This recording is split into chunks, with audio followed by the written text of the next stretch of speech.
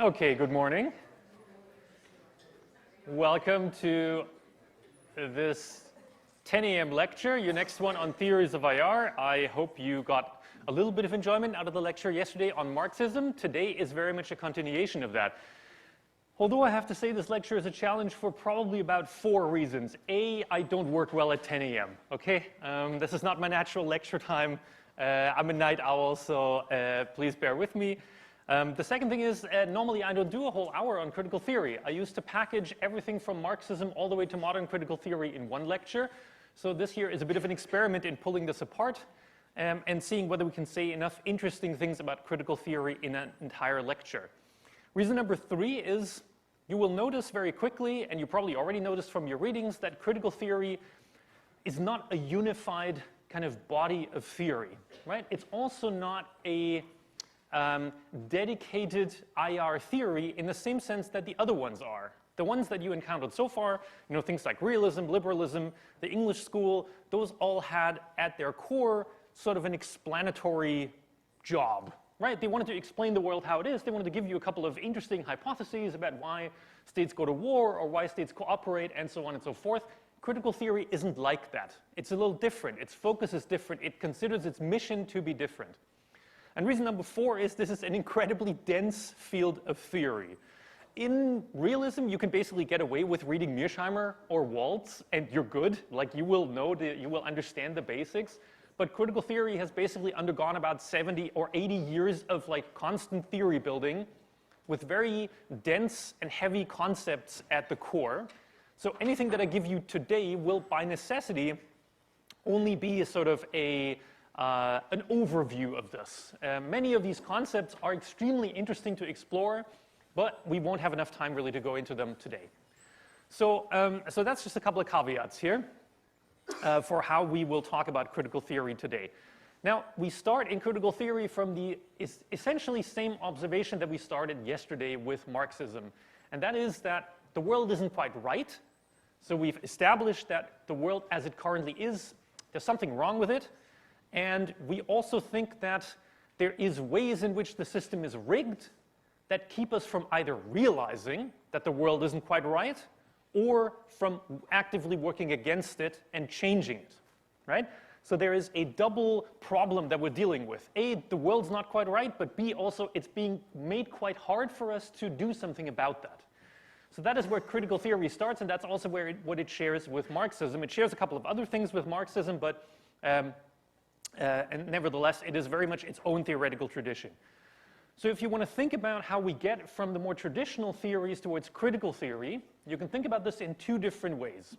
So the first is, I always describe theories as thinking about how the world works. IR theories are stories about how the world works, stories about why states do certain things at certain times, and states don't do things at other times.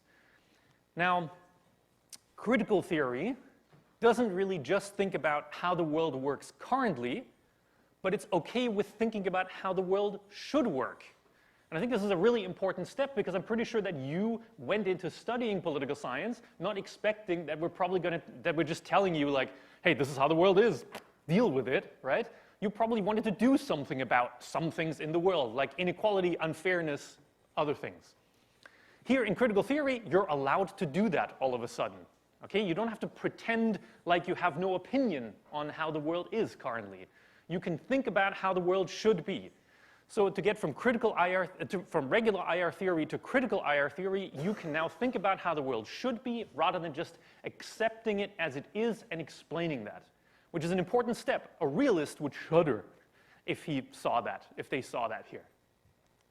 Now, so this is what we mean by critical theory being emancipatory. And an emancipatory mission is also the thing that it shares with Marxism, right? The idea that theory is for a purpose. And the purpose of theory should be to emancipate people, to liberate people, to allow us to overcome a system that is inherently exploitative, characterized by domination, unfair, and unequal.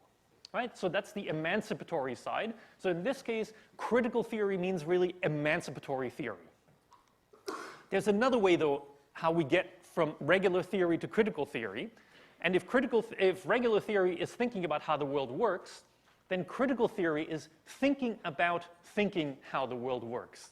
Okay, we're already getting into the weeds here, right? But it essentially just means that a critical theorist reflects on how they came up with theories. They want to question how theories were built. They don't think that theories were just people that discovered sort of natural laws out in the social world, right? They think that theories, just like everything else in society, is constructed. And things that are constructed come from a certain context. Do we think, for example, that it's a complete coincidence that neorealism came up during the heyday of the Cold War, right? Where you have a world that was neatly divided between two empires that were constantly, not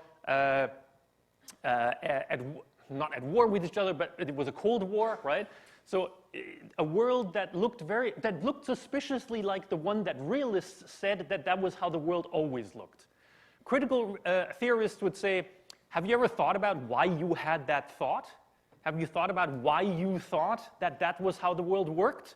And realists would probably go, because they, of course, assume that that's just how the world works, right? They don't question how they came up with that idea. So to get from regular IR theory to critical IR theory, we can think about how we theorize. Critical in this sense means reflexive. It means that we take into account how we came up with our own ideas and we question how others came up with theirs and how others came up with their stories about how the world works. So that's the second way in which you get from regular IR theory to critical IR theory, and I think it's a really important one. I hope that the other people on the course so far have also talked to you a little bit about the context in which certain theories were created, right? It's no accident, I would argue, that neorealism came out of the Cold War. It's no accident that liberalism, or institutional liberalism, maybe came out of the slight period of relaxation after the height of the Cold War. It's no accident that constructivism came out of the period after the Cold War had ended, right? So theories are always located in their context. At least that's what critical theorists are saying, even though realists would, of course, disagree, because they think they discovered some fundamental law about how the social world works and about how the world of states works. So two different ways, a critical as emancipatory and critical as reflexive. Now, a couple of basic things that I think all critical theory shares is a certain skepticism about the very social science that we do. Critical theorists say that fundamentally there is no such thing as value-free social science.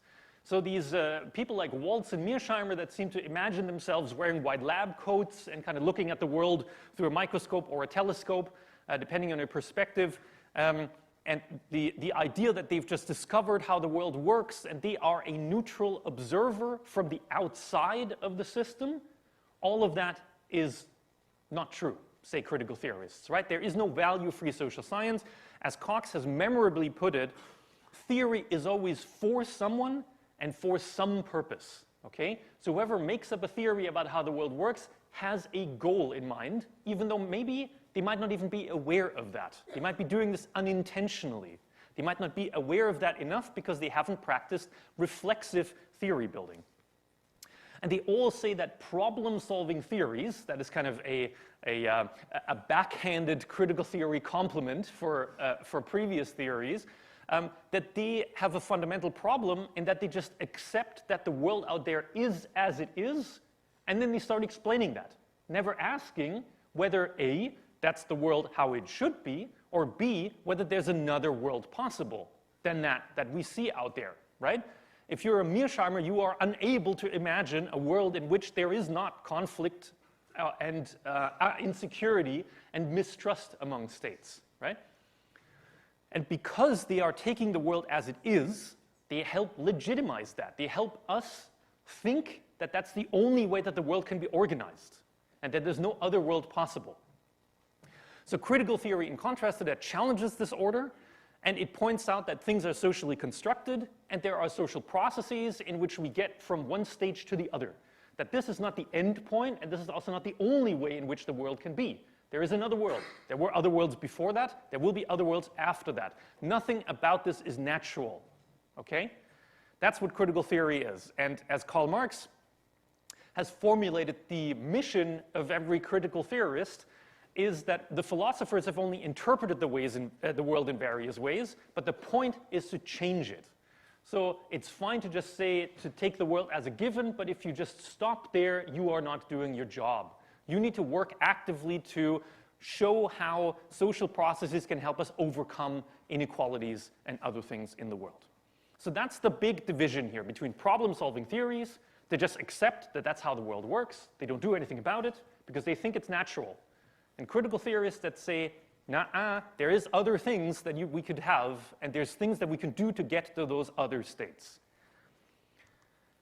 Now, the largest part of critical theory is based in Marxism, right? You can already see some of the overlaps I already talked about, right? The emancipatory goal, I put a freaking Karl Marx quote here on a slide on critical theory, so these things are closely linked. But I would argue that critical theorists kind of think sometimes of Marxists as just like pissed off economists. Like they're too focused on just the economic side of the picture, right? They're too focused on like someone walking into a factory and like making a car or like operating a hammer, right?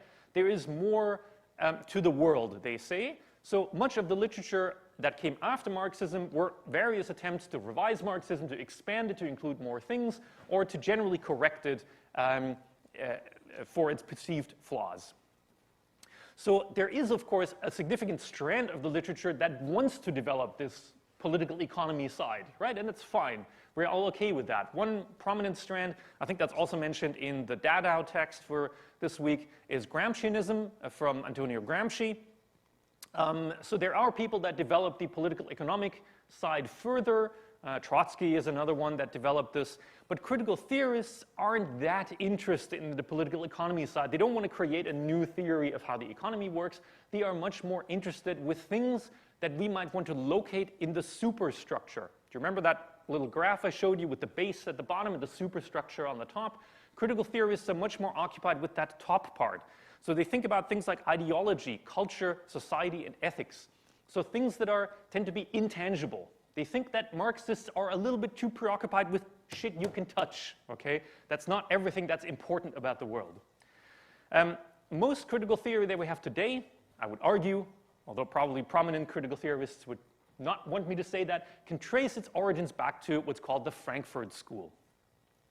So the Frankfurt School, represented here by these three guys at the bottom, I always get totally confused because Horkheimer and Adorno basically looked at the same person looking in two different directions. Just go with the names, okay? If you Google image search these, I tend to sometimes get Horkheimer where Adorno should be.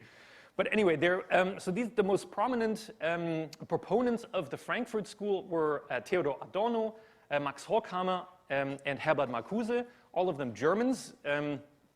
And the Frankfurt School was an early 20th century school of thought. As the name implies, it was founded in Frankfurt, and it is arguably one of the most important schools of philosophy in all of social science in the 20th century. Okay? So much of today's social science, so much of today's not only political theory, but also IR theory can trace its roots back to the Frankfurt School that the Wikipedia article is pages and pages long for good reason, right? A lot of things depend on the Frankfurt School. Now, this was founded in Frankfurt at the University of Frankfurt as the Institut für Sozialforschung, the Institute for Social Research, in 1923. So at an interesting point in time, right? The First World War had just passed, and we were sort of entering this dip in how states were approaching democracy and human rights, right? We had sort of a wave of regressive movements sweep through Europe in the lead up to World War II. But this institute here, founded by a Marxist, right? So this was initially designed as a Marxist research institute, attracted a number of key thinkers, and all of them were, or the most important ones of which all were left-wing, and they were German Jews. This becomes a fact in just a second. So I already mentioned Theodor Adorno, Horkheimer, Marcuse. There's also Walter Benjamin and a couple of other really, Uri Löwenthal, and you can already tell from the names that most of these were Jewish thinkers. And of course, as the 1930s rolled around and Germany became ever more repressive and the Nazi Party was on the rise, then most of these or all of these were forced to flee. Most of them fled to the US eventually. And I always find it funny that Adorno, Horkheimer, and I think also Marcuse all settled eventually in Pacific Palisades, that's a part of LA where now like Ben Affleck and Steven Spielberg have houses. And I think it's always funny to think of these little German Jews writing against the injustices in the world and the same spot that today we have celebrities and paparazzis running around. So they were forced into exile, and they were forced to publish most of their most important works from the US, so from abroad. But you can also already see maybe the climate, of course, in which they would have formed their thought probably influenced how they thought about the world, right? Just like with the realist thinkers. This is a very specific point in time that these theories came out of. And so it's therefore no surprise that the Frankfurt School understood critical theory as social critique. So in other words, as questioning how certain social orders are constructed and whether they are valid, right? What are the norms and assumptions that they're based on, and making those transparent. So rather than just assuming that this is how the world works, they wanted to critique it. They wanted to check and test how we came up with this way of thinking about society. So just like Marx had critiqued political economy, as in, hey, capitalism is not inevitable, they were critiquing society as in, hey, the way that society is currently constructed isn't inevitable, right? There's other ways possible. And this is how critical theory tends to be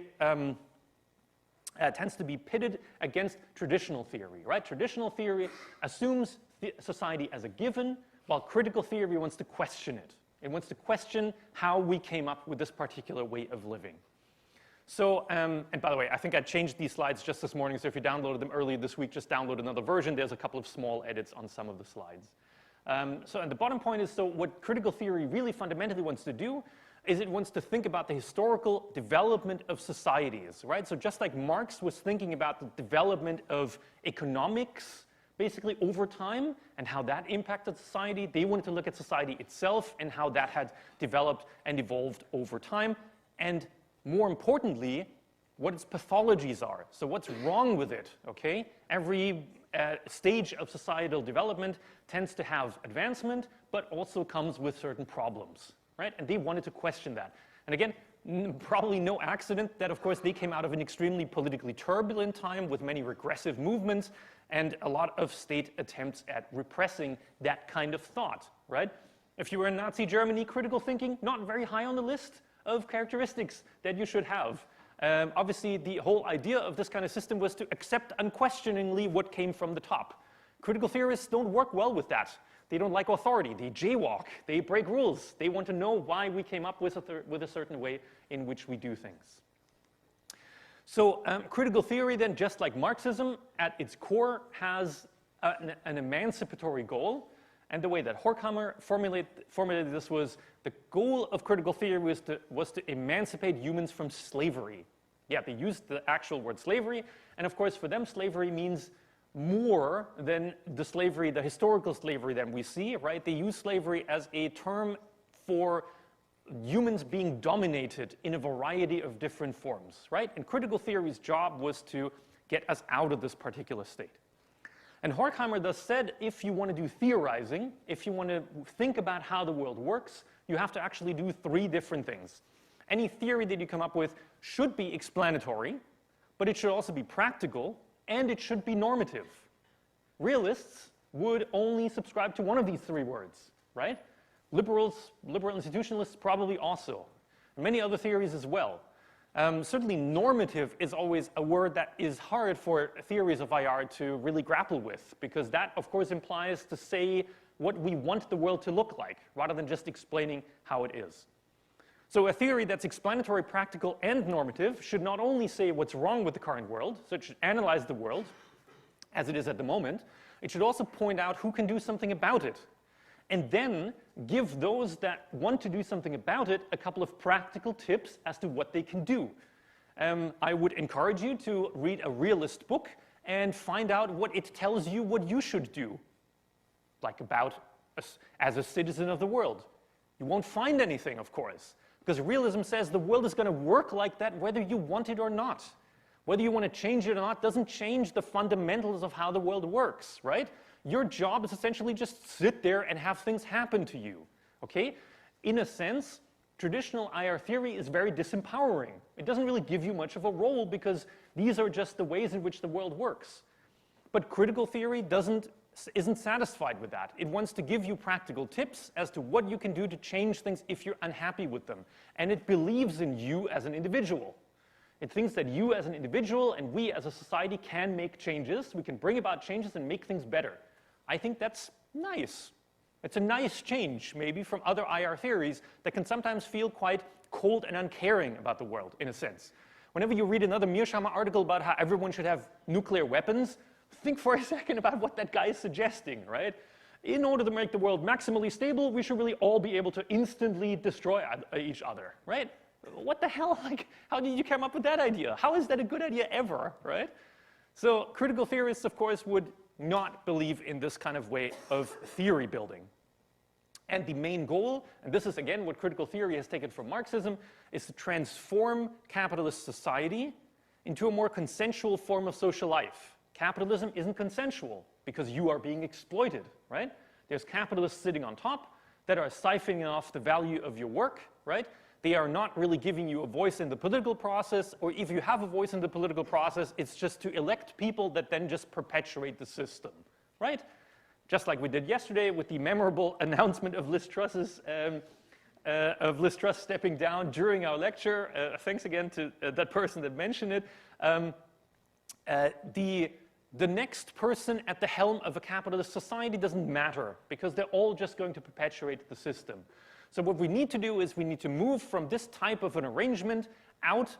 We need to move out of this type of an arrangement into an arrangement where more of us get an actual say in the rules that we give ourselves, right? We want to come to a state where we are in a real democracy, not in what effectively is a sham democracy like it is at the moment. Because when you go to the elections, a critical theorist would say, great, you can choose between capitalist 1, capitalist 2, and capitalist 3. Wow, that's going to make a ton of difference for your life, right? No, instead you need to come up with a real democracy where the conditions of social life are agreed on by the maximum amount of people. And of course this has already echoes of like communist societies, right, where things are produced cooperatively, where people make rules together rather than delegating them to a person above them. So critical theory, and this will come up again in lots of the other critical thinkers that we have later, like Habermas and Linklater also. For them, democracy is a really core thing. It's a core concept. Democracy is like what can get us out of this stupid state that we're currently in. But they see democracy as more than just like elections every 4 years and you have like a bunch of parties or so. They think about democracy as a real democracy where the people that are affected by the rules are always directly involved in their rulemaking, right? So for them, democracy is a transformational activity. And this will come up again later when we think about what critical theory says about the international level as well, because at the international level, we also should strive for these values of democracy in terms of maximally collective rulemaking. So already you see a completely different even idea about what theory means, what it means to theorize and what theory is for, right? And a vast difference to the previous theories. So if we know then that what we want to all get to is a real democracy, right? A state in which we all know enough about the rules and we're interested enough about the rules that we participate in them and we find a better way to arrange our collective lives than just capitalism, which is inherently exploitative. Well, what's the problem then? Okay? Marxism and critical theory give slightly different answers here. So Marxists say, well, the problem why we haven't yet reached a true democracy in a sense, even though Marx would have not put it like that, but for the moment we'll say a true democracy. Well, the problem here lies in the base mostly, right? So in this base structure on the bottom that contains the material conditions of our lives, right? We haven't yet reached, for example, the democracy because, say, property is too unevenly distributed. We can't really act against, say, a global capitalist class. We just have too little on our side, right? The other side can overwhelm us with material things. And they can thus determine largely what is happening. Okay, so the conditions at the base preclude a better way of decision-making, preclude a real democracy. And so that's, of course, why Marxists say, well, you have to overthrow all the conditions at the base, right? You have to start a workers' revolution and take back the means of production because that's the only way of getting out of that. A natural extension of that thought, of course, is, well, the problem lies at the base. Now, critical theorists again, because they think Marxists are largely pissed off economists, they concentrate much more on the superstructure, much more on the things that are up top, the intangibles. And they think that largely what precludes us from reaching a better state of democracy are the social constructions and the perception of relations in the superstructure. So the things like religion, education, family, media, culture, that all keeps us from reaching a proper state of democracy. So if for Marxists, slavery is rooted in production, effectively, right? It's in the unequal distribution of the means of production, then critical theorists would say that slavery is largely rooted in ideology. Essentially, the chains are in your head, okay? You are being conditioned by the system into accepting that inequality and unfairness is okay, right? So ideology is what keeps us from reaching a state of true or real democracy. So critical theory then analyzes this, what they call dominant ideology. So a dominant ideology means it's the shared story, shared between all of us that are part of a society, about how the world works. For example, I invite you to have a conversation at the dinner table with your parents next time you meet them about whether Marxism wouldn't be a good idea. Or couldn't Britain just be communist? You will probably not have an open discussion about this with your dad or your mom.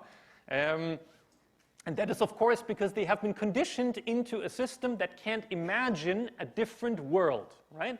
So the story that we tell ourselves about how the world works is that, the best way to arrange a state, for example, is to have a largely capitalist society. You have a little bit of welfare provision, of course, on the side. We don't want anyone to starve, for example.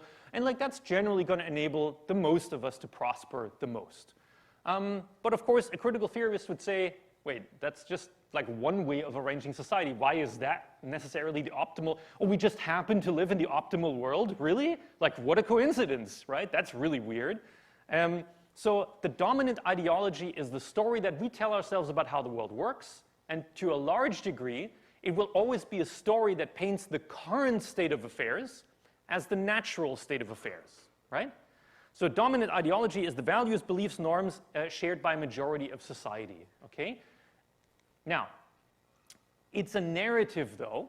It is a narrative spun by the ruling class. And here we see, all right, very clear echoes of Marxism, of course, right? But where Marxism would have mostly focused on things at the base, critical theory worries about issues of ideology, so things that are in our heads largely rather than in our hands. So in a system like ours, where we have inequality and exploitation and domination, right, and poor chances for a good life for most of us, really, largely speaking, these are all justified by bourgeois societal narratives. This idea that, well, of course, this is the best way of arranging a state, right? And again, if you have this conversation at the dinner table, I invite you to play a bingo, when other people say things like, well, that's just how things work here, right? Or, what's the alternative? How else would Britain look? That's unrealistic. How about you come up with a better idea than a capitalist system with a welfare state, right? These are the kind of replies that you get. And of course, a critical theorist would say, they just haven't thought about it deeply enough, right? That's all they can conceive of. That's all the world they can see is just the world that they're currently in. And they can't imagine a different one, right? And the way why that is the case is because all the things in the superstructure work towards reinforcing that narrative. Politics is telling you that everything's going fine, you just have to elect the right people and everything's going to be okay, right? Religion is telling you that your reward comes in the next life, so don't worry about the shit that happens to you in this life. The bureaucracy is just working away, largely uninterested in you. You're a number to the system. Education tells you, get as many degrees as you want, but whether you get a job or not afterwards, who knows, right? Family, culture, media, that all serves to just keep you in your place, essentially, right? It reinforces the dominant ideology, critical theorists say. And in a modern society, this dominant ideology is simply the ideology of the dominant class. The people at the top have an interest in you believing that that's the only way in which the world can be arranged. And probably also the best possible way, because what else is there, right? I've just put these little societal pyramids here on the right. On top, of course, the irony of using a pyramid to describe ancient Egyptian society, but then again, there we are. But So, for example, at the time, this was considered the completely natural hierarchy of the world, and people weren't questioning whether that was the correct way of arranging things. The same you could say in a medieval feudal system. We think it's silly, like, there's a king at the top, let's say, and there's like people that swear fealty to the king, and then underneath are all the serfs and the people that have nothing to say. But of course, we could probably paint a similar pyramid of the system today, right? And again, like, people probably wouldn't think it's silly, they would just accept that that's how the world works. So our ideas, in other words, about how the world works are a product of our social relations. We just think this is normal because this is what we grew up in, essentially. This is what was taught to us. That is what was fed to us by media and culture and so on. We just accept that because that's the only thing we know, right? We sometimes worry about, oh my God, the people in North Korea, for example, they're like crying at the birth of at the anniversary of a leader dying, and like this is all just fake. And so, well, maybe not, right? Maybe that is truly how they feel about the situation, because of course that system is the only thing that they know, right? They haven't been exposed to anything else, you could argue, or a critical theorist would say. These people are just as much a slave of the dominant ideology as we are. No real difference, okay? We just happen to be in a slightly different system. Now, this cultural hegemony, this dominant ideology, is something that critical theorists have spent a lot of time analyzing, right? And they say that the ruling class is using this dominant ideology to manipulate people effectively, right? You are being fed things that you are supposed to believe about the world, right? And the end state of that is a state of cultural hegemony, where the ruling class can just decide that that's how the world works and everyone buys into that. So one way of illustrating this is think about your standard media consumption, for example, and think about what that media consumption might transport. What kind of a view about the world might that transport, right? We routinely accept that a show on TV that shows rich guy is being desired by like 20 women is like fun entertainment, right? Yes, we might all have problems with The Bachelor and all that, but still, someone thought that was a good idea, and a lot of people think it's a good idea to watch that, and maybe even more people think that that's just how the world works, right? For example, wealth is desirable. We also have shows like Real Housewives, right, where wealth is just portrayed as a good thing, of course, and a thing that gives you access to a lot of interesting stuff. Shark Tank, where the base idea is like humiliate yourself in front of a TV audience, and maybe you get a bit of money from people that don't care about that money at all, right? We have, of course, music, for example, other forms of media that again portrays the idea of success in a capitalist system as also being identical to success in your field, right? A musician is better when they make more money, for example, right? Or, of course, all of influencer culture also buys into this kind of notion of the dominant ideology, right? That the current world is just the world we live in, and that that's okay. And the perception that we're being fed from the media just reinforced this narrative. My biggest pet peeve is hustle culture, okay? If any one of you has heard of hustle porn, has anyone heard of that? The term hustle porn? No, okay. It's basically people all day long posting on LinkedIn how they get up at 3 a.m. and like they kiss their wife goodbye and they turn on, I mean, this is the most hilarious example I could find on Twitter, right?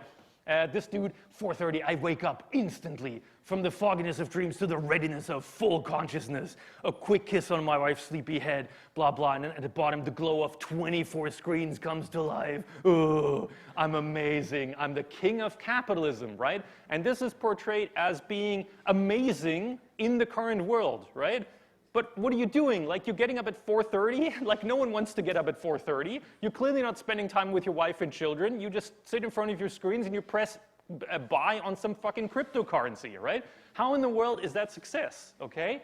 Like, why is that okay? And of course, this is maybe an extreme example, but we all know of other examples of this that are being upheld as being, kind of desirable or fun or entertaining or a way to deal with the current world we live in. If you ever stumble across a YouTube video that's like, I saved 100,000 pounds by sleeping in my car in San Francisco for a year. And then the video isn't about how shitty that is. The video is about like, I put this fan in my roof and now it's not as hot anymore. Like, that's really just accepting the world as it is, right? Rather than what we should actually be doing, rebelling against this and saying that that's not okay. But the dominant ideology, the cultural hegemony of the ruling class doesn't allow us to think that, because we think there's no way out of capitalism, essentially, no way out of the rat race.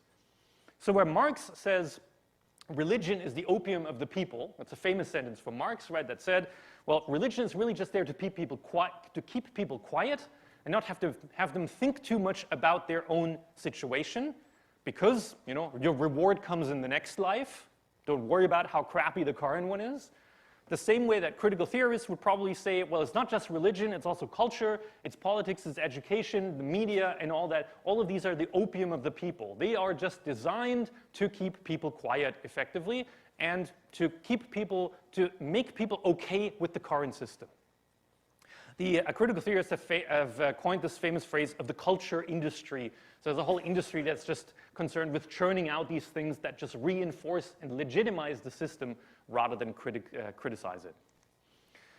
Now, a couple of the most important thinkers that have also influenced IR theory, so let's move from more general points about critical theory to more specific ones about particular thinkers. Robert Cox, he's also featured in the reading for this week, of course, and he is the one that coined the phrase theory is always for someone and for some purpose, not only saying that theory is always context dependent, it comes out of a specific theory, but it also has a purpose, and of course they say that problem-solving theories, the purpose of those is just to stabilize the current system, because they want to tell us that that's just how the world works and there's nothing that can be changed about that. But of course, Robert Cox, just like all other critical theorists, say that theories, just like everything else, are a product of their time, and because society can be transformed, that also means theories get transformed. And knowledge, any knowledge we have about the world, only reflects the current context. That doesn't necessarily mean that we've suddenly discovered, you know, the most fundamental knowledge about the world. It also means that we cannot really be objective and neutral and value-free. Like the realists or the liberals sometimes are telling us we can do that, right? They are imagining us as largely natural scientists in a way, discovering laws about the world, but of course that's not the case. We can't observe the world objectively because we have been produced by it, and so therefore we are biased. We see things in a certain way, and that doesn't allow us to just come up with ideas that are completely wild and offbeat, right? So neoliberalism, for example, serves the powerful and the developed countries, right? It's a theory that just legitimizes that powerful states are powerful, and that's just how it goes, and poor states and weak states are just weak, and that's just how that goes. So its purpose is to legitimize the current order, reinforce the status quo, and support the ruling hegemony, right? That's the point of realism. Yes, maybe it can also explain a little bit of the world of IR to us, but that's not its main purpose. Its main purpose is legitimizing the system. And he says, well, actually the way it worked was that a succession of powerful states have shaped the world in their image.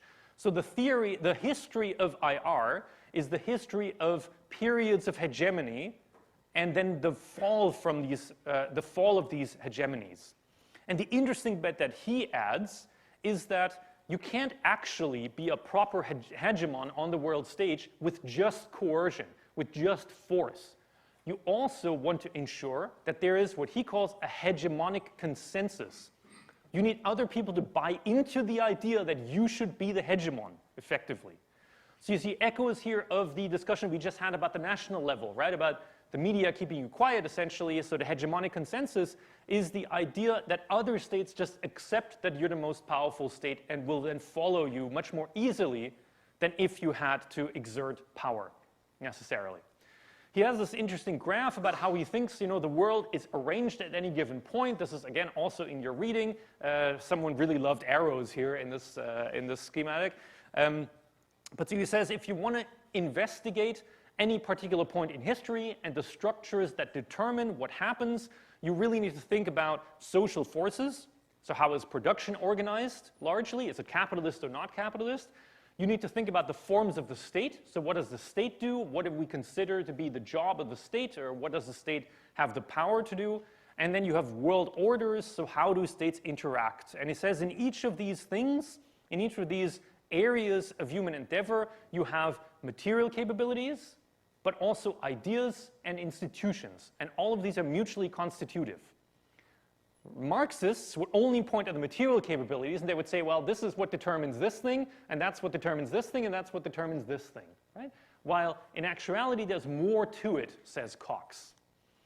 You can illustrate this with two episodes from history. He uses these in his book as well, with the Pax Britannica of the 19th century and with the Pax Americana, which is sort of a span after the Second World War, where America was the undisputed sort of heavyweight champion of the world and no one could really touch them. But he says that both of these episodes have something in common, in that the leading power didn't just have overwhelming material capabilities, but they also had a set of ideas. And they were transporting and transmitting those ideas to others in the system. So this wasn't just a hegemon that brute forced its way into the world working towards its goals. This is a hegemon that has other ideas that they're trying to transmit to others. So for example, the Pax Britannica was based on the idea of free trade, the free market, the gold standard, so general sort of liberal economics, right? Britain wanted as many other states as possible to also adopt these ideas. And if they did, that always privileged Britain because it was the major power of the time and it was the one that was most advanced in all these fields.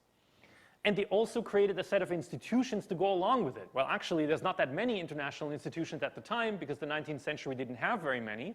But effectively, Britain, London, was like the administrator of the world in a sense, right? So if other states had a problem with the gold standard or free trade or the free market, Britain would normally step in and say, that's not how we run things, okay? Like, no, it's free trade and the free market that should be what determines the world. And the same way that the Pax Americana, again, doesn't just come with material capabilities, it also comes with a set of concrete ideas, right? And other states will buy into this set of ideas, and therefore it will be very difficult to overthrow this hegemonic order. Because if it was just about getting more power than the US, yeah, you can imagine some other state matching the US, right? Arguably, Russia or the Soviet Union for a while was matched in power, right? They had more nukes effectively than the US, a larger area, and so on. But they couldn't quite make it because they didn't have the same set of ideas on their side, and they hadn't also created the institutions to go along with this. The US, of course, was instrumental in setting up the Bretton Woods institutions of the global economy. So this hegemony was stabilized not just by material capabilities, but by ideas and institutions as well. And that's why Cox and others have a very skeptical view of international institutions, because they think that international institutions always serve the will of the hegemon in the end, right? So just like the state in Marxism is just something stabilizing the current order, the same way international institutions stabilize the global international order in favor of the hegemon. And he identifies a couple of different ways in which they do that. I'm not going to go through all of those, but of course, international institutions are rule makers, but they are rule makers of the rules that the hegemon wants. The US and the UK all pushed for free market and free trade, right? Which was actually very bad for lots of developing states because their industries got wiped out by global competition. But that's just what you have to do if you want to get money from the IMF or the World Bank, for example. They are also, for example, elite co-opters. I think this is an extremely interesting thought that I've never read in any other book. Cox says that the job of international institutions is to vacuum up talent from less rich and less developed states. If you're a very well-educated civil servant in a developing state, chances are you're going to get sent to an international institution.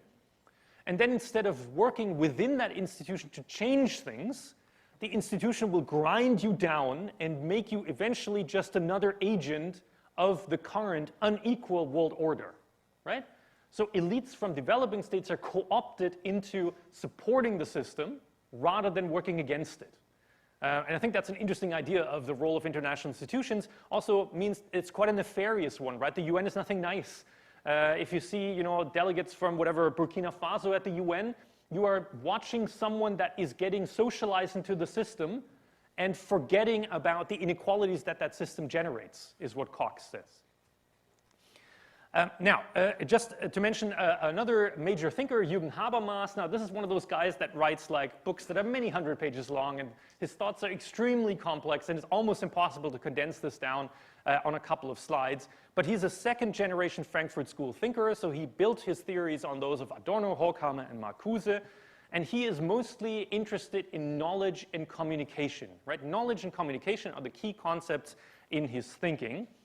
and he also thinks that societies can develop. Habermas is actually quite an optimistic thinker sometimes. He thinks we can better ourselves. He thinks there are ways out of the current state that we have, ways out of an unequal and unfair system.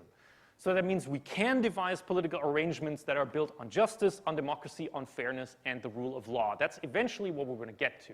This kind of real democracy that we already talked about in the Frankfurt School thinking. I'm not going to go through all these types of knowledge. I think the Dada text does a good job, but he essentially says that there's different types of knowledge, and the scientific knowledge that we always hold highest in regard, and that is always considered the gold standard of understanding the world and informing the ways in which we want to change it, that's only one type of knowledge. There's other types of knowledge we can gather that are also extremely important. Maybe most importantly, emancipatory knowledge. So knowledge about how to change the system rather than to just explain it. And a core concept in his thinking on communication is what he calls communicative action. Again, the Dada text does this in greater detail, but he essentially pits communicative action versus strategic action. And he basically, at the fundamental level, it basically says we should really talk more, okay? Like talking is good. Communicating with each other, trying to understand the other's position, trying to have a good discussion among equals effectively, coming up with a mutual understanding of an issue, and then with a solution is possible, but you have to want it, right? You can't just always rely on strategic action, coercion, making other people do things. You have to also build their understanding of the issue and then come to a mutual agreement about it. And legitimacy in international relations can only come from communicative action. Habermas is a big fan of the European Union. Why? Because the European Union, he says, isn't built on coercion. It's a political structure, a new form of political engagement that is built on states finding consensus. So states using communicative action to come up with solutions to problems. So if we look at IR, we should look at instances of this kind of decision-making, right? Where states are willing to engage in communicative action rather than just strategic action. Andrew Linklater is then a modern thinker who teaches at the University of Aberystwyth, and he builds on Habermas, and he fundamentally asks the question, if critical theory is interested in emancipation, what does emancipation mean at the global level? We talked a lot about democracy and about all kinds of stuff that happens that's wrong with society, but what does that mean for the international level?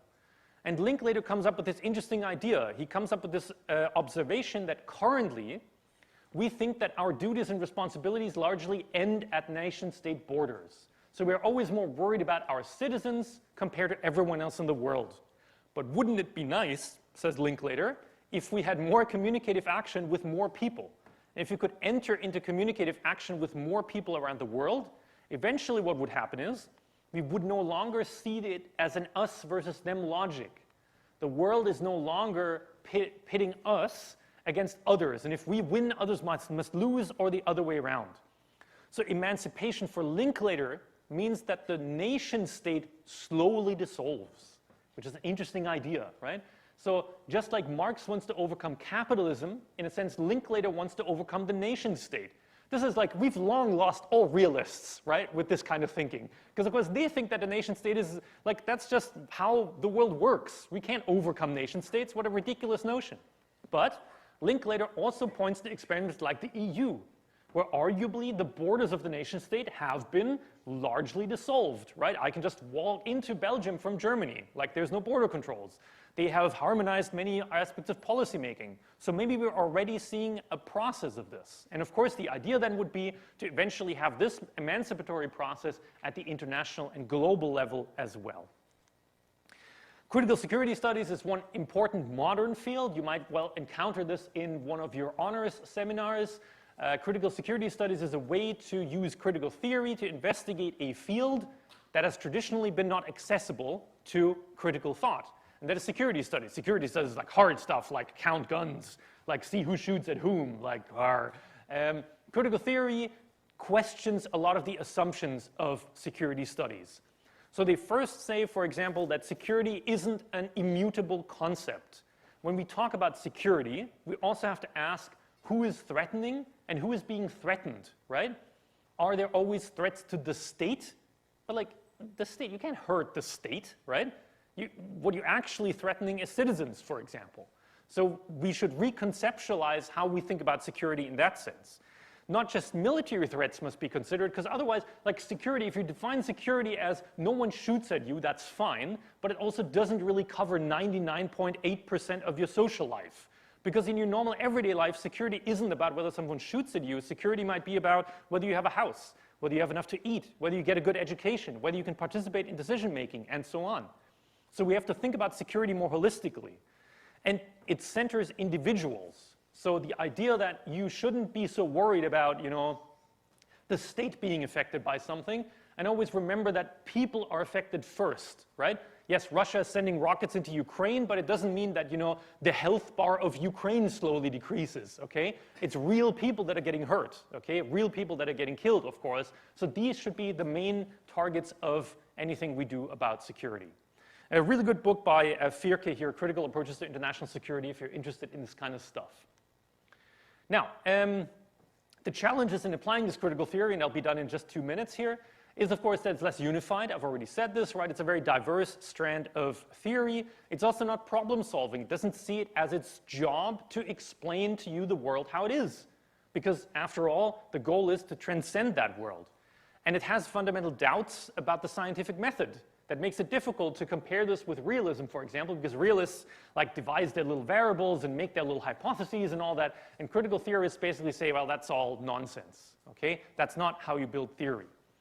And of course, they even are suspicious of other theorists in the sense that they would tell a realist, you are just a puppet of the current global capitalist order, right? That you think about that because you can't help it, basically. Which isn't a great way to start a conversation, of course, with someone to tell them that they don't know why they're thinking what they're thinking. If we were to apply this to Ukraine, it's difficult, okay? Critical theory, again, is not an explanatory theory, right? But it can point to a couple of interesting things about the conflict in Ukraine and can point to a couple of things that other theories tend to neglect. So, for example, it can diagnose systems of oppression. Critical theory is preoccupied with oppression, and it would point out, for example, the great irony of the Russians themselves living in an oppressive system and working to oppress the Ukrainians in this conflict, right? That's an interesting thing about the current conflict.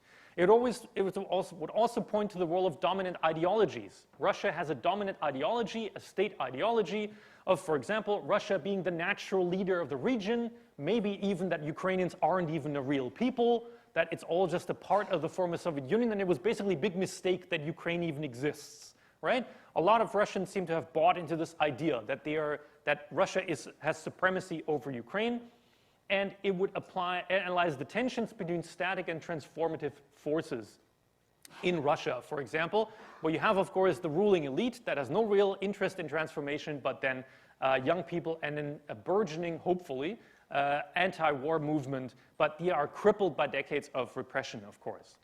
They would critique the role of other theories. They would say, like, well, Mearsheimer is certainly rubbing his hands with glee about how his theory suddenly came true again, right? And what the hell are you doing, man, is essentially what critical theorists would say. They might even say that these theories might have played a role in bringing the conflict about. If both sides buy into this realist logic about how the world works, of course they see war as the only outcome of this.